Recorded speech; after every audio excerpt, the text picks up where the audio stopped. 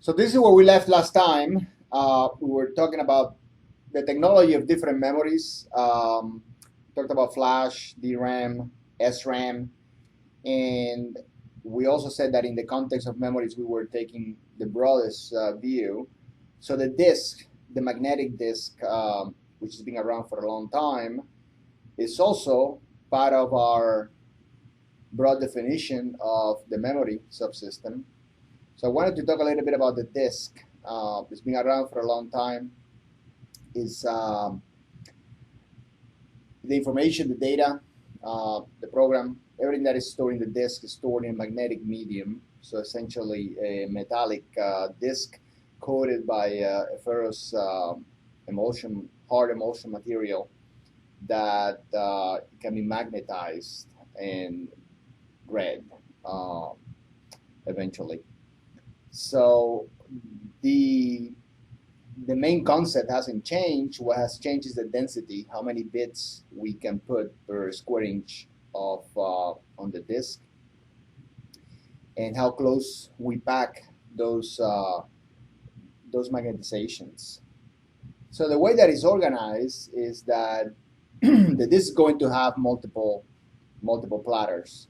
So in this case, you can see here in this picture we have uh, three platters, and then we record and store information on both sides of each of the platters.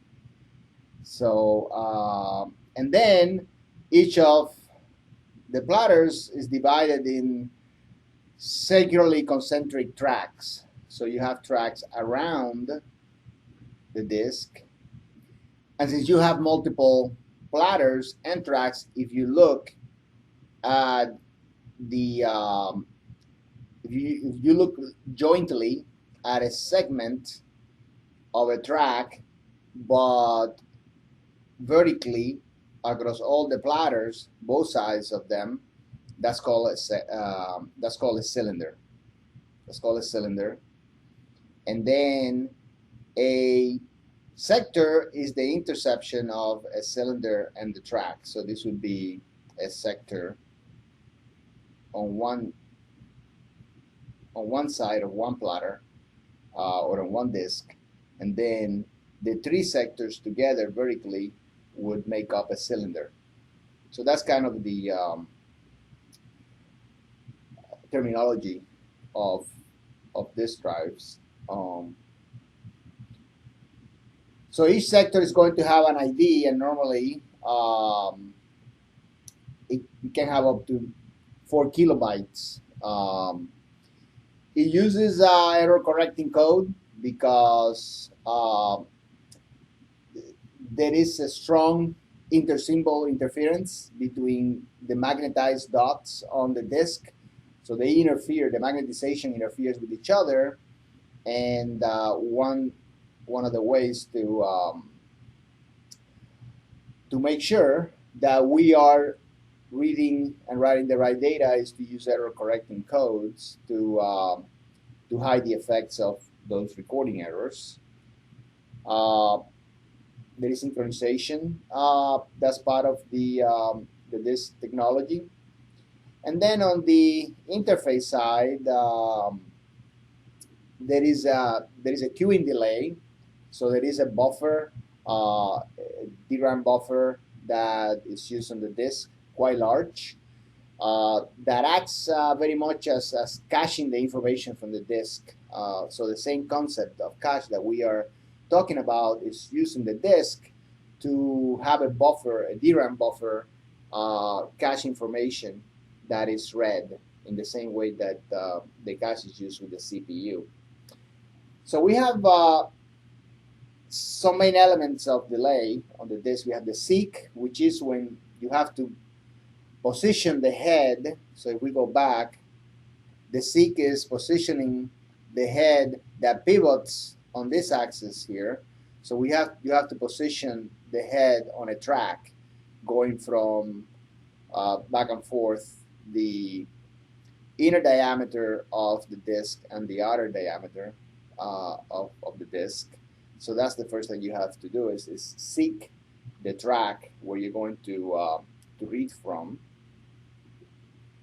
And then you're going to have a rotational latency, because to find the sector that you're looking for, we go back, to find the sector that you're looking for, if your head is over here where you're looking for this sector, and you'll catch it very quickly if it's rotating, let's say, counterclockwise. So you'll catch it very quickly, but if you just miss the sector, you have to wait a full revolution, because on that track, the head is static. It's not moving. What is moving is the disk. So you have to wait for it. So we call that the rotational latency.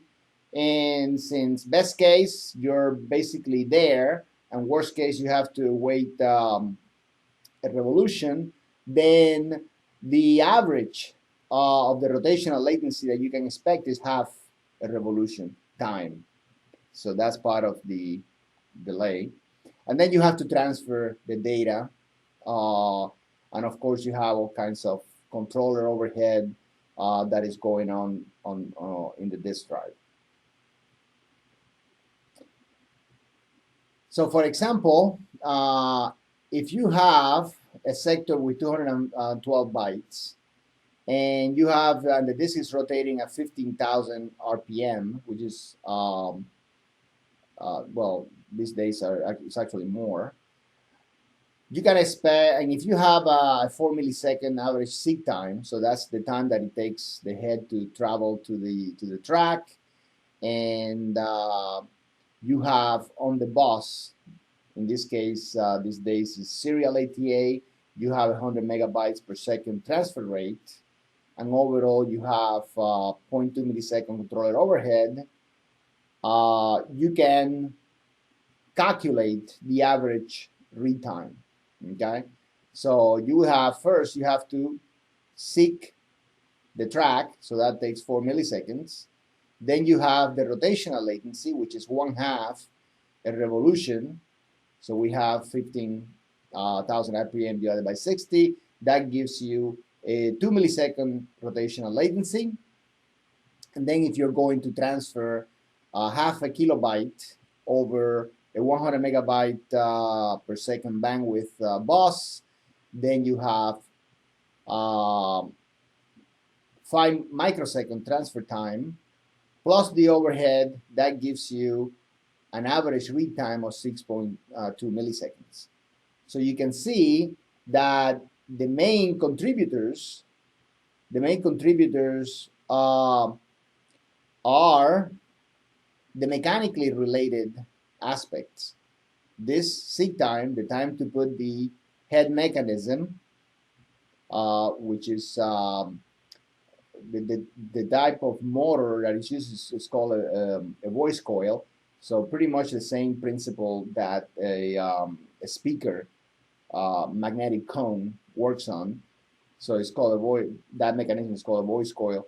And that takes 4 milliseconds, and then the rotational latency related to the rotation of the disk itself is 2 milliseconds. So that's 6 out of the 6.2.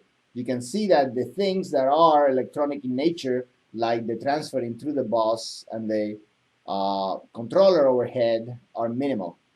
So there is not much that we can do about these mechanical delays, and that's why the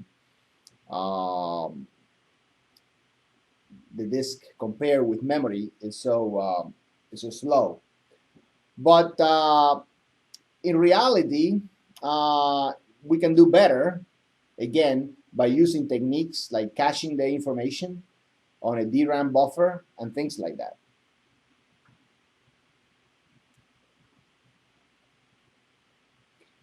So what you see is that manufacturers quote the average seek time based on all the possible seeks. But again, there is locality on the way that we read the disk. So that allows us to do much better. But still, compared to the semiconductor, the solid state, or electronic memories, is a long time. There is a lot going on on the disk, not just on the interface, but just the way that the disk in the background is sensing uh, wearing patterns to move data from one part of the disk to another. There is a lot of safety issues involved, making sure that shock doesn't crash the heads against the disk and ruin the disk. So a lot of sensors, and again, a whole mechanism that include caches, prefetching sectors, and speculation of what this is going to read and putting that information on a solid state or electronic memory on disk to avoid having to wait for that seek time and rotational delay. So before we leave the disk, and this is just kind of like an introduction to give you what are the main issues and some terminology and context, I want to say that the disk is, the magnetic disk is a very sophisticated and really amazing device, because anything and everything that you can think of electronic subject matter is present on the disk. To find the cylinder, to find the track, you use a lot of control algorithms and control theory to make sure that you can position that head on top of the track and keep it there. So you actually write what is called servo patterns on the actual disk, and you use that as a feedback mechanism to tell the disk controller if it's on top of the track. So there is a very sophisticated control system going on to make sure that we keep the head on the track. And then when you start reading, because we have this magnetization area so close together to put the most data on the disk and get the highest density, they start interfering with each other, and we have something that is called intersymbol interference. So the read mechanism of a disk, it has all of the issues of a communication system, where you have interference, intersymbol interference, noise. The signaling is very low in dimension or value. We're talking a few millivolts that have to be amplified and read correctly. But then in the presence of noise, in the presence of intersymbol interference, which are characteristics of sophisticated communication systems. So the read channel part looks like a communication system, and communication techniques are used to read the data and manage that intersymbol interference. So you have control, you have communication concepts. So it's really a fascinating device. You could do a course just on these drives, but it really uses a lot of the concepts that you would see throughout your whole career of study of electrical and computer engineering, beyond the normal logic control, caching that we're talking about, interfacing, and things like that. So, so this was just the tip of the iceberg, just to give you some context and some terminology.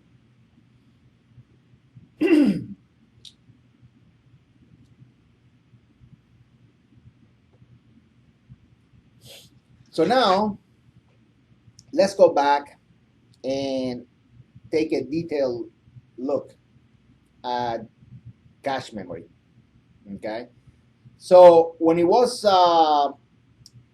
invented, there was only one level of cache between the CPU and the main memory,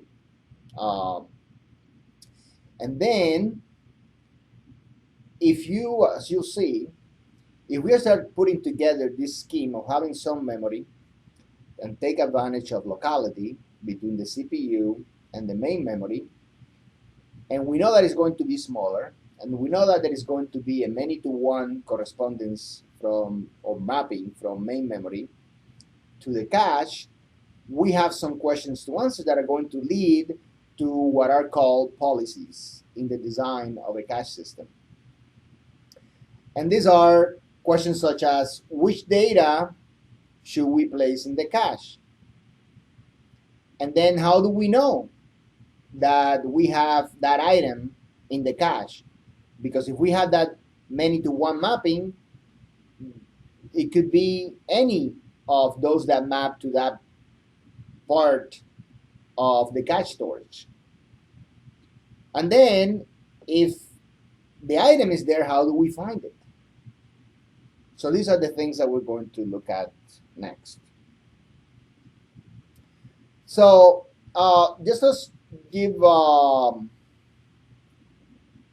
example here to the fact that one of the main principles of caches is that if we cannot find something in the cache, we are going to put it there. We're going to put it there and transfer it from main memory to the cache. So if we don't have something in the cache, we're going to transfer it from main memory to the cache. Why? Because we have to follow the principles of locality. And locality says that if we are referencing something now, we are very likely to reference it soon. So we're going to move it into the cache. But then goes back to the questions that we had. How do we find what is there? How do we reference it? And what do we do? So let's look at a very simple example. So this is going to be what is called a direct mapped cache. And let's say that our main memory has 32 words. Our main memory has 32 words. And our cache has 8. So now we have a factor of 4 to 1. That means that for each location in the cache, 4 locations in main memory are going to map to that one location. So how do we determine where to put, let's say, this word? So a simple approach that works very well is to simply use the lower bits of the address in main memory here to index the location where I'm going to put it in the cache. So what I'm saying is, if this cache has 8 locations and can be indexed with 3 bits, then I'm going to use the lower 3 bits of the address in the main memory to index where it goes in here. So in this case, word 1, word 01001, word 10001, and word 11001, those 4 are the ones that go or map to this cache location. And I know that since the cache is 4 times smaller than the main memory, 4 of these are going to map to that location. So all I have to do is use those 3 bits as an address to index the cache and put it there, and look for the item at that address.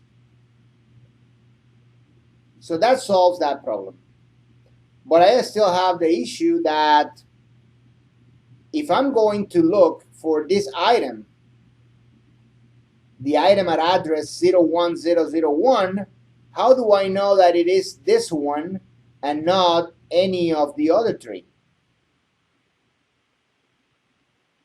So that's a good question. So we'll answer that next. And let's look at an exercise that you can do and think about. You can show the addresses of memory words between 0 and 31, and if you use that direct map cache with the size of 8 blocks, you can figure out what the mapping is. But back to our question, how do we know which particular block is stored in the cache location? Well, what we can do is store the other bits, the ones that we didn't use to index the cache. We can do that. And we indeed do that and call that field the tag. So if we go back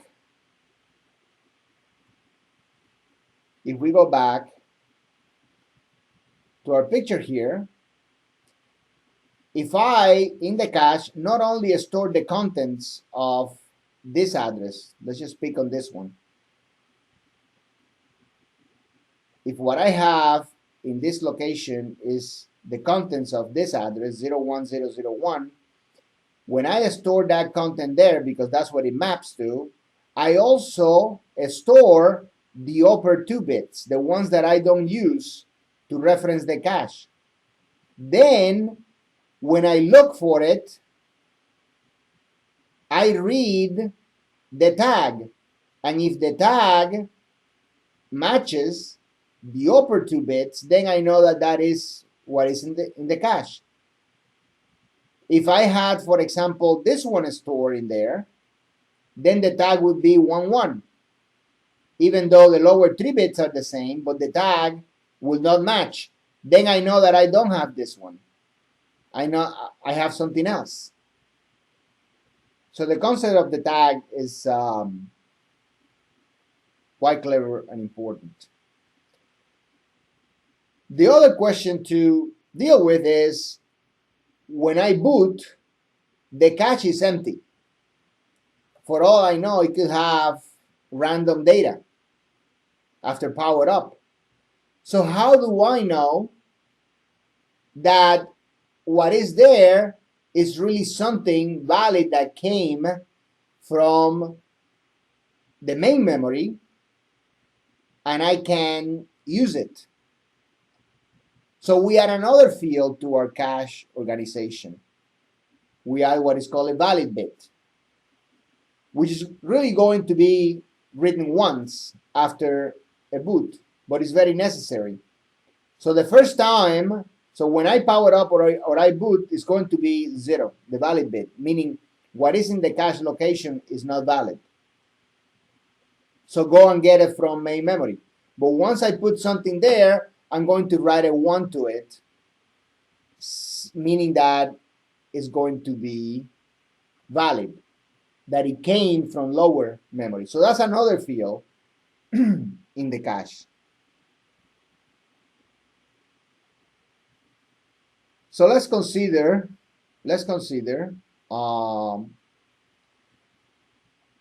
this references 0, 1, 2, 3, 4, 3, 4, 15. At the beginning, the cache is empty. So I reference 0, and since the cache is empty and it's not there, I put it there where it maps in the cache. So I put that content there. Then I reference 1, and that maps to the next location. So I'm going to store that content there, and these are the tags here. Then 2, that maps to that location with the same tag, and 3 maps to that location with the same tag. But now I'm going to reference 4. 4 and 0 map to the same location, the first one. So now I'm going to overwrite what is there, and the tag is going to be 01.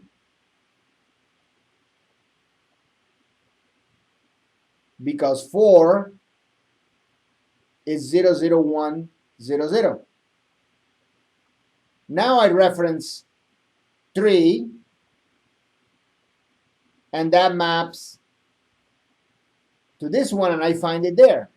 Why? Because the lower 3 bits is 0, 1, 1, that maps here, and the upper 3 bits are 0, 0. So I know it's there because the tag is correct. If I reference 4 again, it's already there. Lower 3 bits are 1, 0, 0. I'm sorry, the lower 3 bits are 0, 0, or 2 bits, and the tag is 0, 1. And then finally 15. So 15 maps to the fourth entry because the last two significant bits are 1, 1. And then the tag is 1, 1. So I know that what was there was 3, the contents of memory location 3, but I want 15. So I'm going to put it there and the tag is going to change. So in this case, you have 4 plus 2, 6 misses out of 8 requests. Quite high, but we're just looking at a few. Plus, in this case, we had these initial misses. So initially, when you don't have anything in the cache, of course, you're going to miss. Those are called compulsory misses, sort of a transient condition as you fill up the cache.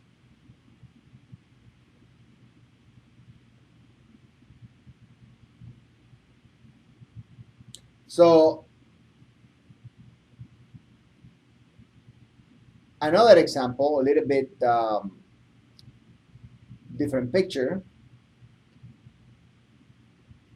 You have here 0. Now in this case, we are bringing 2 words at a time. So one thing that we discussed last time was the block size. In an example like this, the block size was a single word.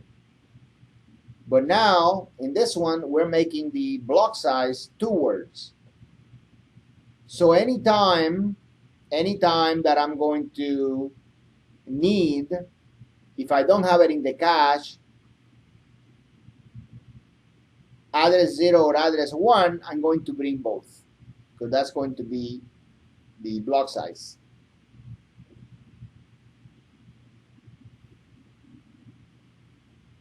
So you can see here that if first I want location 0, I have to bring location 0, but I also bring location 1. Now next time, when I need location 1, it's already there. And now I need location 2. So this is organized 0, 1, 2, 3. When I need 2, I have a miss, but I'm also going to bring 3. So I put 2 there and 3 there. And notice that both of them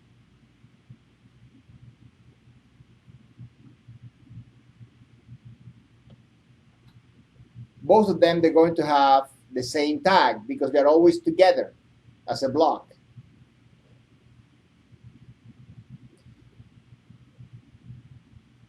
Now when I want item at address 3, it's already there. So I have a hit.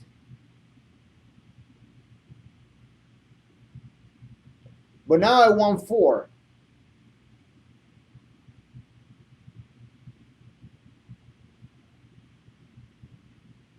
Which maps to this location.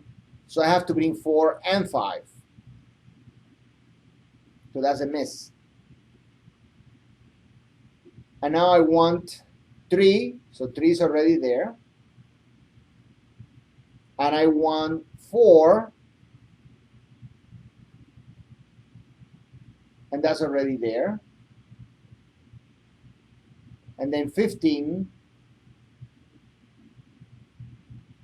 is not there, that's a miss. So I have to put 15 and also 14 because they go together. Each block is 2 words. In this case, now I have 8 requests and 4 misses. So better. Now notice that the act of bringing items from lower memory into the cache is obeying the principle of temporal locality. Even if I have a single word per block, it's saying I'm bringing it to the cache because I'm needing it now, and because of temporal locality, I'm likely to need it again soon. However, when I make the block multiple words that go together, the principle that I am obeying by doing so is a spatial locality. If I need 0, or the contents of memory location 0, I'm also bringing the contents of memory location 1, because the principle of a spatial locality says that when I reference an item, items that are nearby are likely to also be needed soon.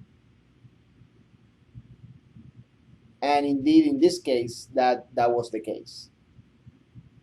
So you can see in these 2 simple examples both the temporal locality issue at work as well as the spatial locality.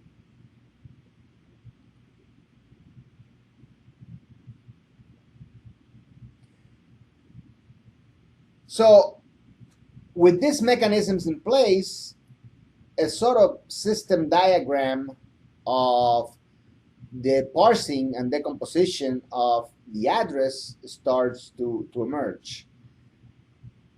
Let's say that we have a 4-bit address, just simple 4 bits. We're going to need, and we really work it from the right side to the left, the offset is the offset of the word into the block.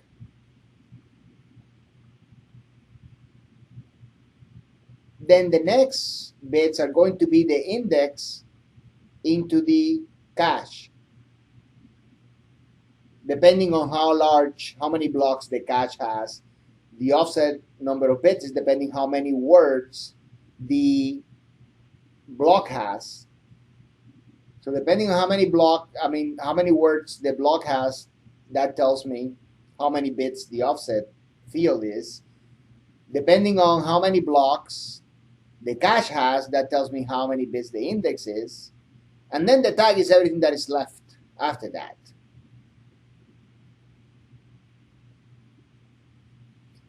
These numbers here are specific to the example that we just saw. So we have 1-bit index. 1-bit offset. What does that refer to? The offset refers to which one of these 2 in the block. And we only have 2, so 1 bit tells us that. If the bit is 0, we have the even address, the even item. If the least significant bit is 1, we have the odd item. The next bit was the index, and that tells it's only 1 bit because we only have 2 blocks in the cache. If the next 2 least significant bit is 0, then we have the first location. If it's 1, then we have the other location. So items in this column here will have the least significant bit as 0. Items in this column will have the least significant bit as 1. Items with the next to the least significant bit as 0 will have will go into this row, and items with the next or bit 1, if you want to count or designate the least significant bit as bit 0, let's designate the next one as bit 1. If bit 1 is 1, then it goes in this block or this row. And then the tag is everything that is left. And we're talking about 4 bits for the address. So we have 1 bit for discerning the offset, in other words, which column. So that's 1 bit. 1 bit to discern which row or which block.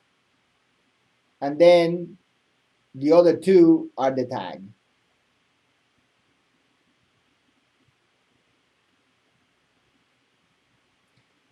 So back to what I said, that you start getting a system diagram of how to parse the address and how the address is used.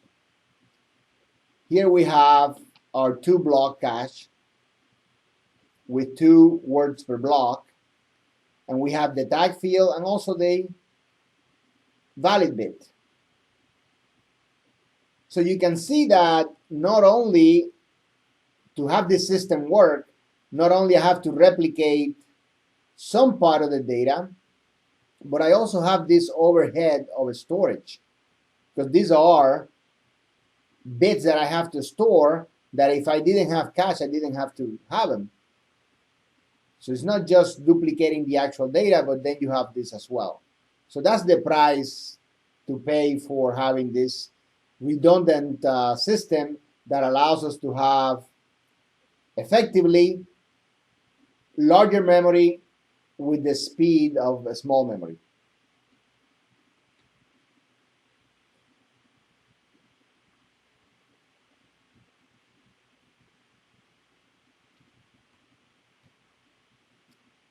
So this is how it would look. And we're missing the oops. We're missing the index.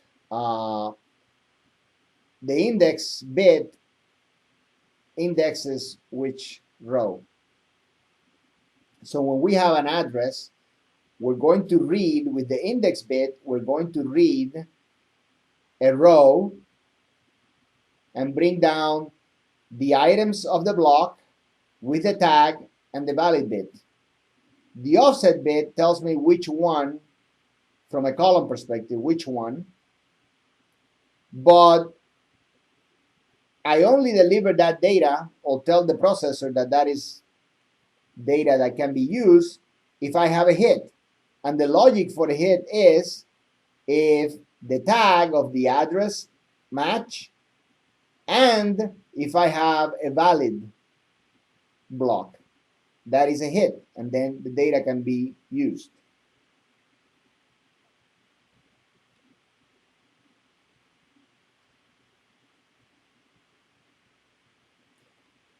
If we had A blocks and 1 word per block, which is direct mapped, because we don't have multiple words per block, or actually, not what I meant. I meant that it's not associative, which is something that we're going to look at later. If it's direct mapped and we have 1 word per block and 8 blocks, what are the bits that we need? Well, if we have 1 word per block and we're using word addressing, that means that the offset number of bits is 0. We don't have offset bits. And we have A blocks, so that means that we need 3 bits to index A blocks. And we have, according to these sequences, we have, I can tell that we have at least 32 locations for the main memory. So the address is 5 bits, but we need 3 for the index. That means that the tag is 2 bits.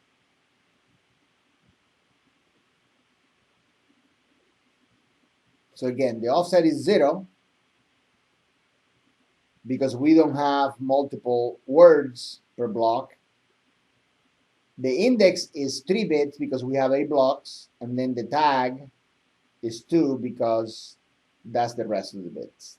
We have 5 bits address in this case.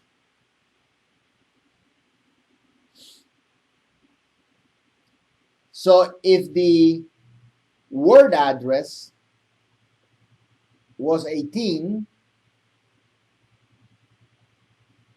which is in binary, the 3 least significant bits would address the block in the cache, and then the upper 2 bits would be the tag.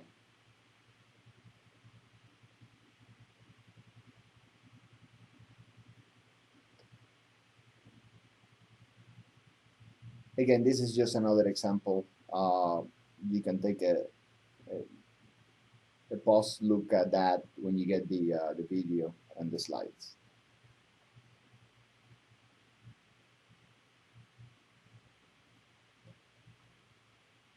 And again, in this case, that's just showing the direct mapping for this case.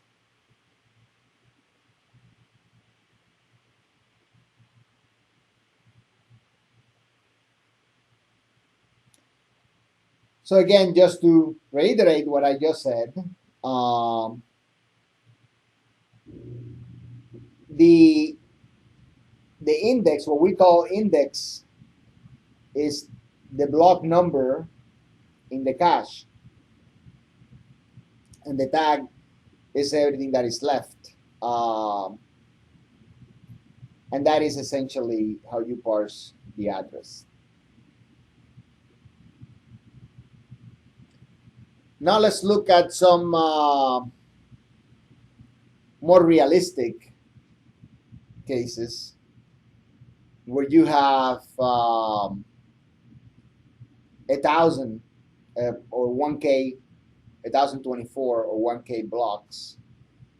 In that case, you would need 10 bits for the index. And then you will have to add the tag, the number of bits of the tag, plus the valid bit. So how many bits would this cache be if we have a single word block? So this is one word, and we have 32-bit addresses. So for each block, we would have the 32 bits, and 10 of those would be used to index the cache, the lowest 10 bits, and then the other 22 would be the tag. So here you have 32 plus 22, that's 54, and then the valid bit, that would be 55.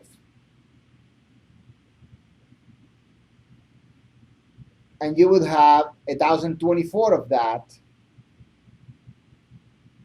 as your cache storage, plus the logic and so forth.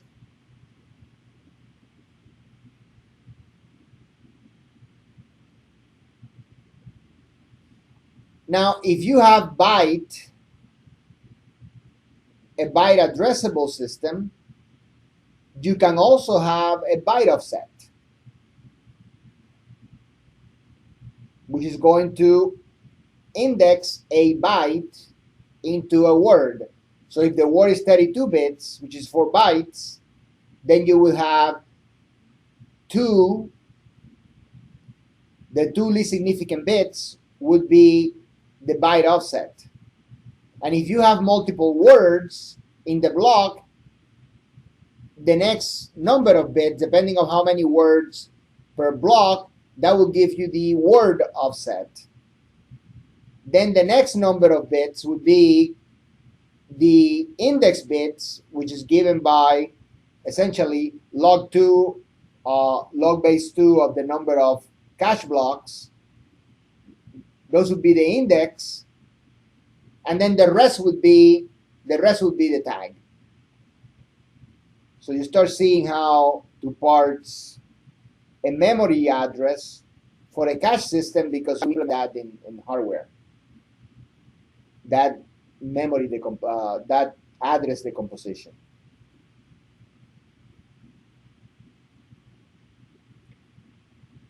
So if we have a cache system like this, where we have a single word in the block, then we don't have word offset. The number of word offset bits is 0. But assuming that the word is 32 bits and I have 4 bytes per word, I do have 2 bits as byte offsets. Then since I have 1024 cache blocks, log base 2 of 1024 is 10, so I need 10 bits to index the cache block and then the next bits would be the tag. Notice that if I have 64-bit addressing, the tag is pretty huge. On top of the number of bits of the word, which in this case would be 32. In this case, actually, the tag field would be larger than the actual data field because the address is so large. I'm talking about 64-bit addresses for 32-bit size words. And again, we always have the same logic. In this case, the tag is 52 bits. We compare that. If they match and if the block is valid, we have a hit and we can deliver the data to the processor. Again, to the question, what kind of locality are we taking advantage of? It's temporal locality, because we don't have multiple words per block. We have a single word per block. That is obeying the principle of temporal locality.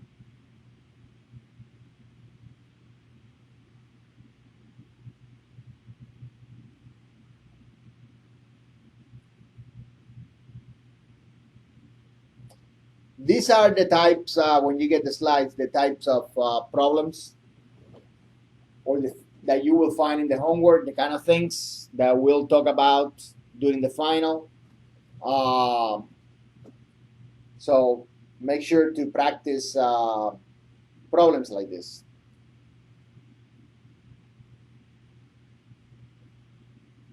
Another type of question. How many total bits are required for the direct map cache? So basically, 64-bit addresses, 16 kilobytes of data, and 4 words per block. So again, you can start decomposing the address based on that information.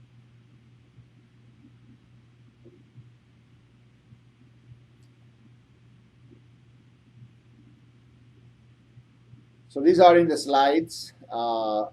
So make sure to practice with them.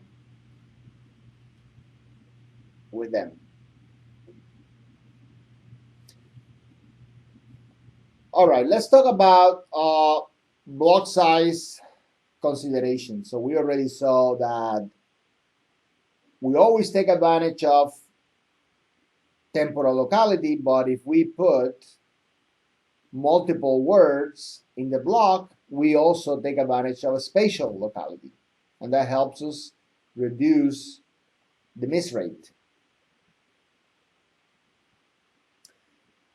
However, and this is where the nonlinear nature of caches comes in, is that If you have, as you do, a fixed size cache, if you have larger blocks, that implies that you have fewer of them. So then at some point you get more competition for this mapping where many map to a single block in the cache. And that starts increasing the miss rate. Also, if you make the block size too large, even though you are taking advantage of temporal locality, there are diminishing returns. Because your block is so large that now you're bringing things that they are really not obeying the spatial locality principle, because the block is so large that they are very far physically in memory from the item that you referenced and that made you bring that block from main memory to the cache. Another issue with the large block is a larger miss penalty, right? Because now when you miss, you have to bring that block. And if it's large, it's going to take you more time to read it from lower memory, which is slower, and that will increase your miss penalty in terms of time. So one of the things that is very important when designing cache system is to design and figure out what is the sort of optimal parameters, and one of them is the size of the block. And because of the random, non-analytical or closed form nature and nonlinear nature of caches, there is really no way to do it other than by simulating the system. And I think that I mentioned last time that for those of you going on to take engineering lab 2, computer engineering lab 2, one of the first assignments is to actually build a simulator for a cache system. So we do that there, and it's a lot of fun because it allows you to actually look at the parameters as you graph them for different parameters, how the miss rate changes, and it allows you to pick an optimal set of parameters.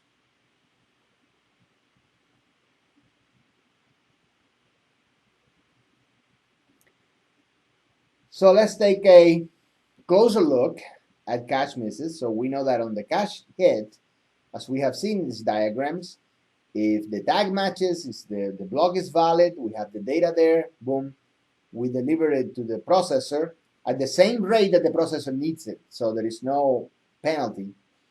That's the whole idea, to run the cache to keep up with the processor. But what happens on a miss? Well, now we have to bring that block from the lower memory, and it's going to take a long time because that memory is very slow.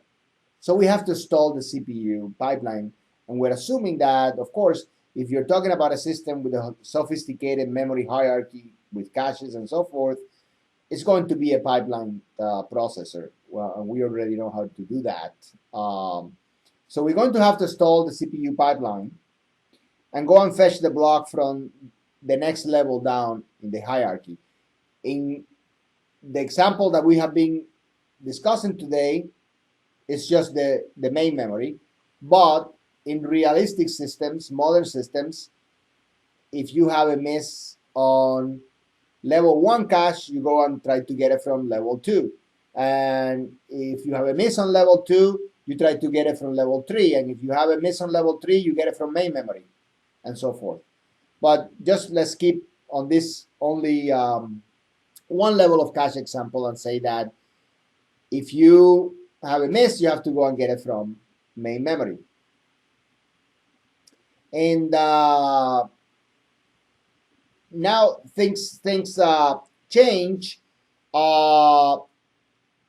if, because the caches, at least at a first level next to the CPU, they're always split. We take advantage of the higher bandwidth of that Harvard organization where you have different buses for data and code and instruction, and you have two caches, instruction cache and data cache. And if it's an instruction cache miss, you bring the block to the cache and restart the instruction. If it's a data, then you just complete that data access. You still bring the block into the data cache from main memory and complete the access.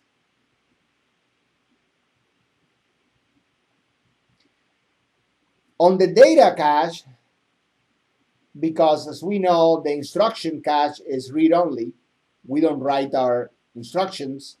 On the data is read-write.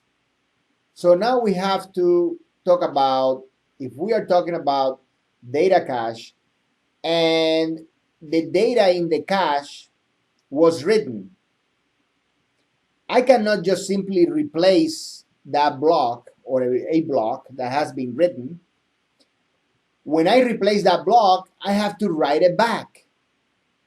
I have to make sure that I keep coherency between what was done at the cache, between the cache and the CPU, and if data was written, I have to make sure that the lower levels are coherent with what happened.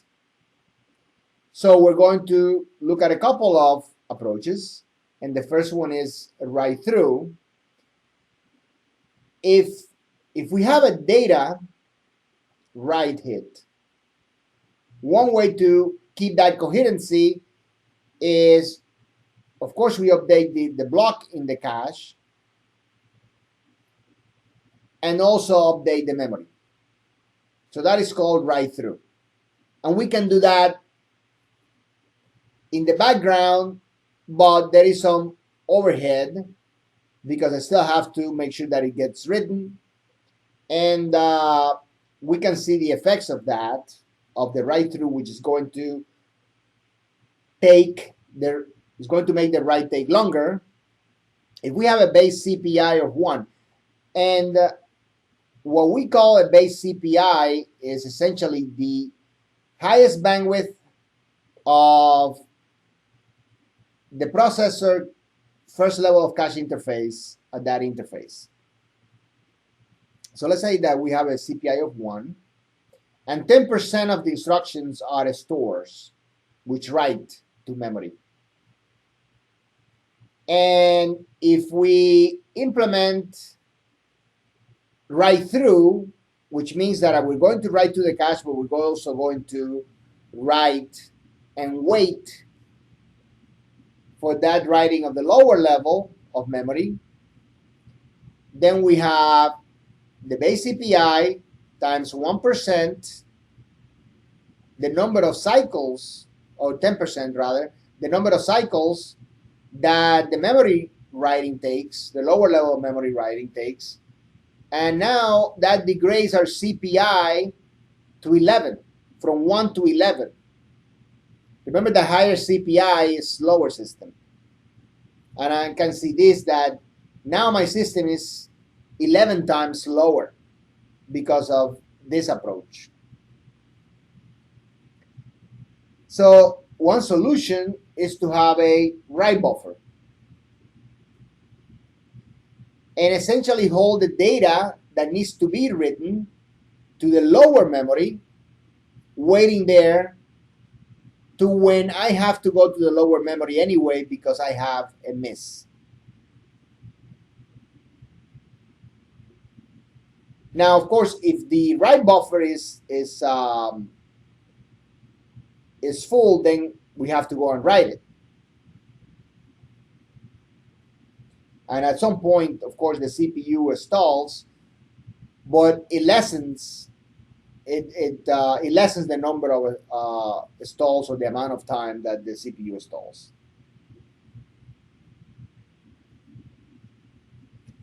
Now let's look at another approach. It's called write back. And in that case, if we have a hit, we just update the cache. And we keep track that that block is what we call dirty in the terminology of caches, because we wrote that block, but it's not coherent with the lower level in the memory hierarchy. And only when we're going to replace the block is that we write it back. And we can also use a write buffer to get some concurrency in that process as well. So these are what are called write policies. So all these rules that you design, these behavioral rules that you design in cache system is what we call policies. So you can read what is your write policy, write through or write back. You can also come up with a combination of those.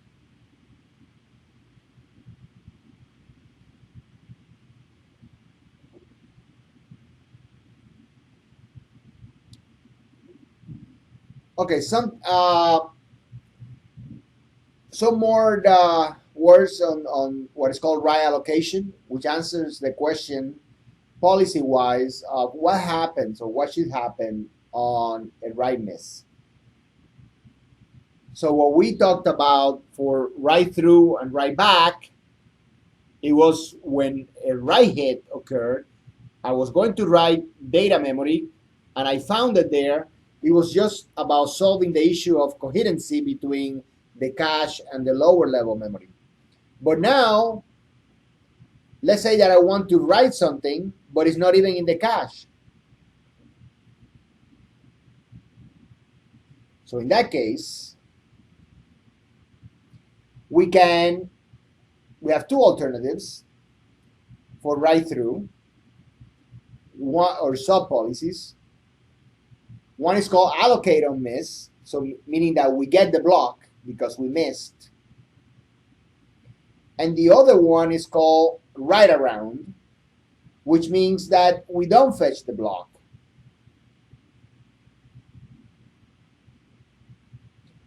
Again, which ones are the best ones for the specifically set of benchmarks that you are using to benchmark your design?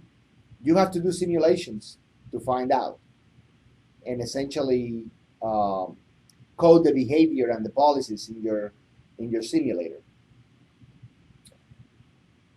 Now for write back, we usually fetch the block.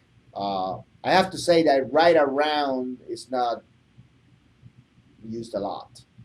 But so for write back, we usually just fetch the block because again, we want to take advantage of that temporal locality principle. Now let's look at some actual parameters of actual processors. So you can see that what we have been talking about how it actually manifests and what designers have put in the design of the caches and what performance in terms of misses or miss rates they get. So this is a processor called Fast Math from a company called Intrinsity. It was a MIPS type processor with 12-stage pipeline. Again, instruction and data access on each cycle, separate instruction and data caches, as is usually the case for first level cache. And each block had 16 kilobytes. 16 kilobytes of cache organized as 256 blocks with 16 words per block. And additionally, the data cache used a selectable write through or write back policy.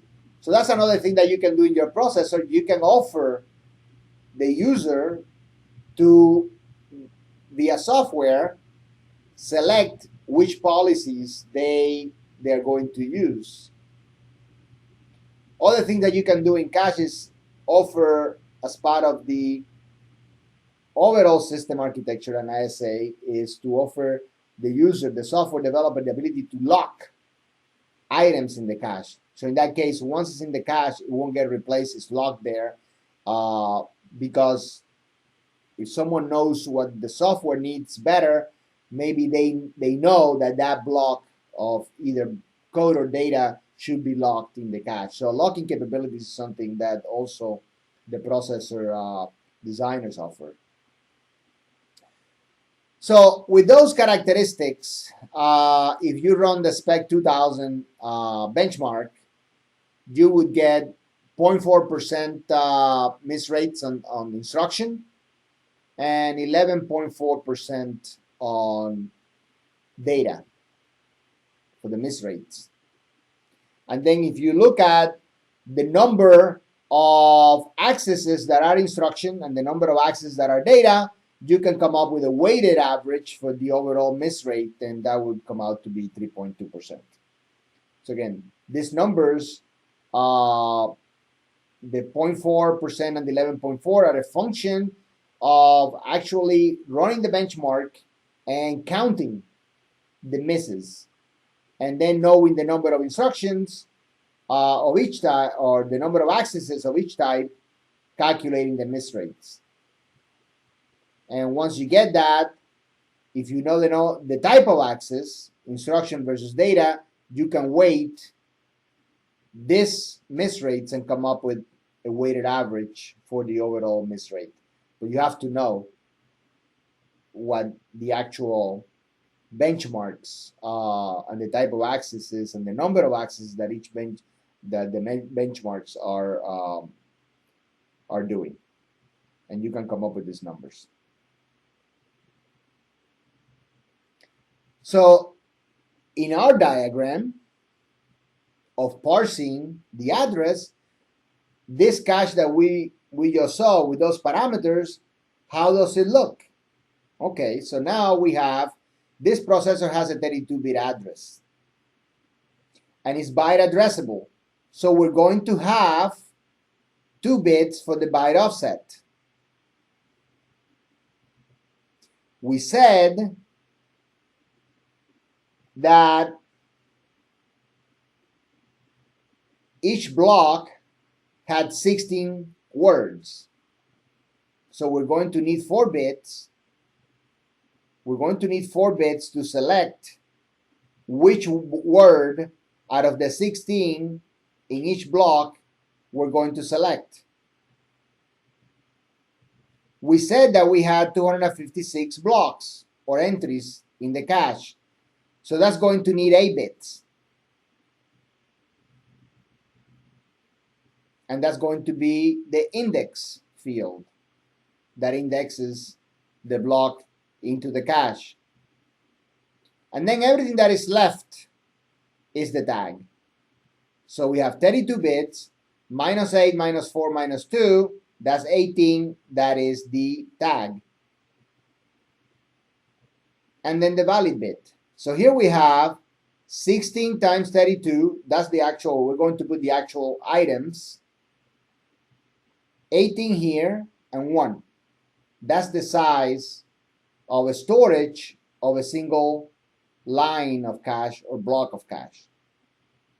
And then we have our usual logic to compare the tag, and then if it's valid, then we have a hit. And then we can deliver the data using the block offset. We can deliver the word